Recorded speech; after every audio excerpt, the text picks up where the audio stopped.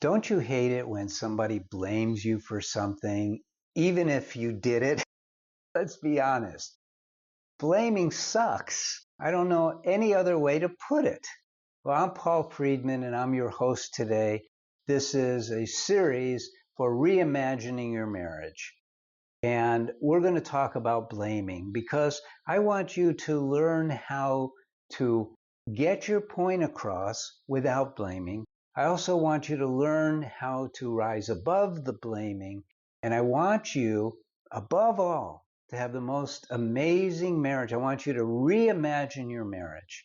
And in this series, 7 Toxins That Affect Marriages, you're going to learn about 7 gnarly toxins that really hurt your marriage. So this one is about blaming. And we'll start with what happens to you when you're being blamed. When you're being blamed, and really it doesn't make any difference whether you did something, whether you didn't do something.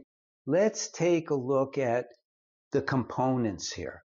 One is your soulmate, who you trust to be your best friend and lover. Why would they blame you for anything? So you're getting like a head snap on that because you're being blamed. So let's start with your role. Your role, because you signed up to love them unconditionally, right? So let's not talk about whether they're right or wrong. Let's talk about how you handle it. So the first thing that you can do, that you should do, if you really love them, you would do.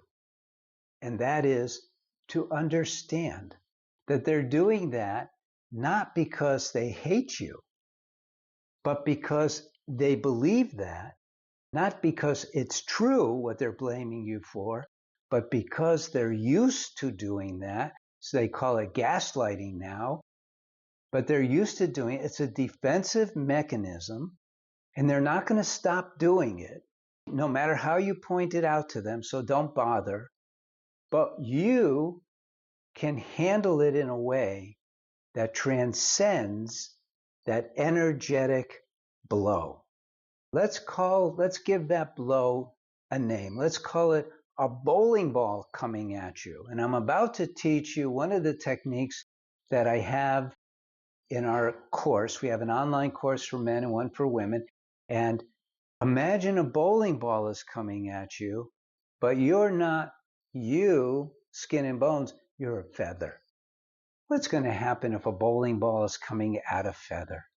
It's just going to blow away. It's not even going to notice. It's certainly not going to care. And so you need to take that attitude of, I can't be impacted by this because I'm not going to stand in front of it and be hit. My ego, and this is important, and this is not like overly lofty or anything like that. This is simple. You don't have to take it. What's really taking it, if you have that perspective, is your ego. You are not your ego. And this is where we get into reimagining your marriage, by getting into the facts. The fact is, you're a soul. You're a soul. You're a soul who has a body. You're a soul who has a mind. And that part of us that is impacted by things that occur, that's our ego. And so what we go is, that's my ego being impacted. You step back and you go, I'm the soul. I'm the feather. I'm not going to be impacted by that.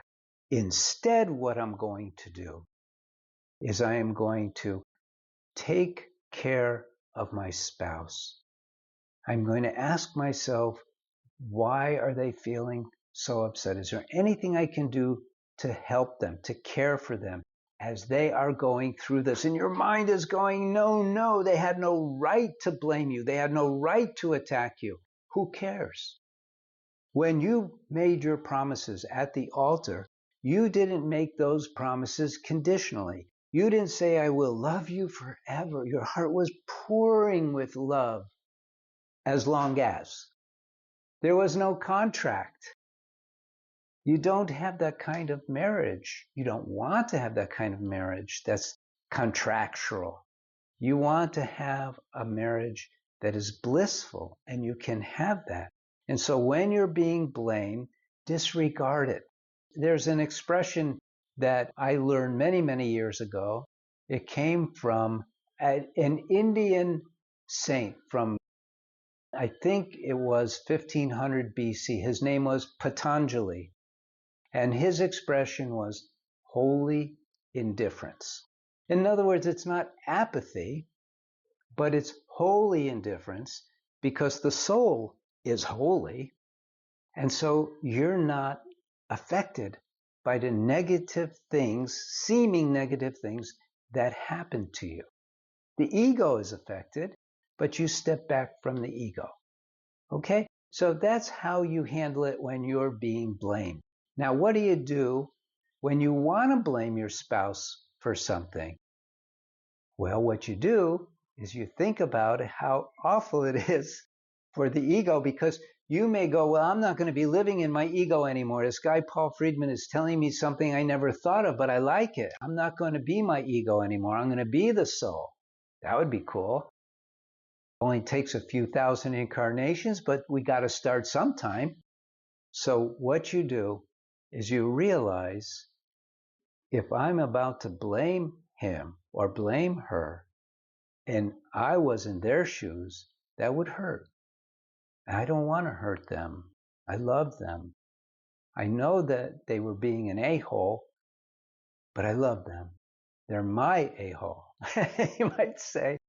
And I'm going to just love them. I'm not going to blame them. And you know what else I'm going to do? I'm going to write it out. You want to know why? Because nothing lasts in this world. So all the pain and frustration that we're going through over a momentary incident, it's going to pass. You're not even going to remember it in a few hours. Tell me that's not true. I know that it's true. And so that's how we do it. If you allow blame to toxify your marriage, you're giving away your bliss. You're giving away your peace, your joy. So why choose that? You don't have to. Now, I know this was helpful for you, so just like the video because of that. But remember, there's more coming. There's a series, so I think it would be a good idea for you to subscribe. It doesn't mean that you're going to be hit with my videos constantly, but you want to watch the ones you want to watch.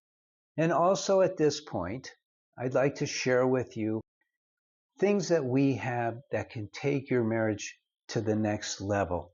So if you want to part company now, take care. Otherwise, let's get into the offerings we have.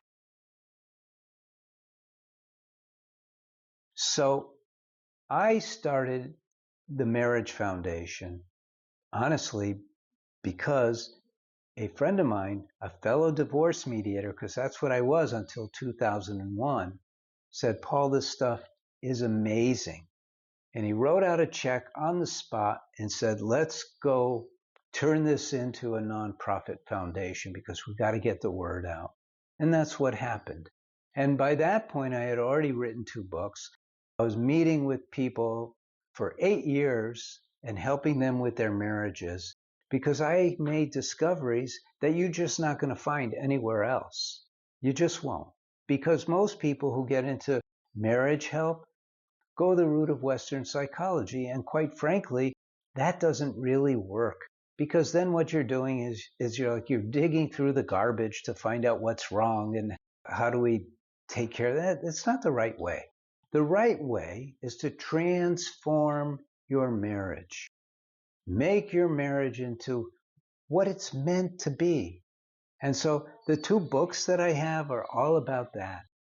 And then on top of that, for people who are really struggling, I have a course for men and a course for women. And the reason that I separated it, I did this way back. I told you I worked with people for 8 years. I discovered real early on, in fact, within the first few months, that meeting with couples, which is what most couples counselors do, is so problematic. I mean, there's competition, and it's weird competition. It's like, okay, who hurt who worse? And it's like you want your marriage to be flowing in the right direction. So everything that I have is all, I should say we have, because now we have counselors to support you if you take the course. And in fact, you could get free suggestions. We have a Ask a Counselor link on the website. And so everything is a positive. It's, do this. No one ever gets scolded. No one ever gets reprimanded.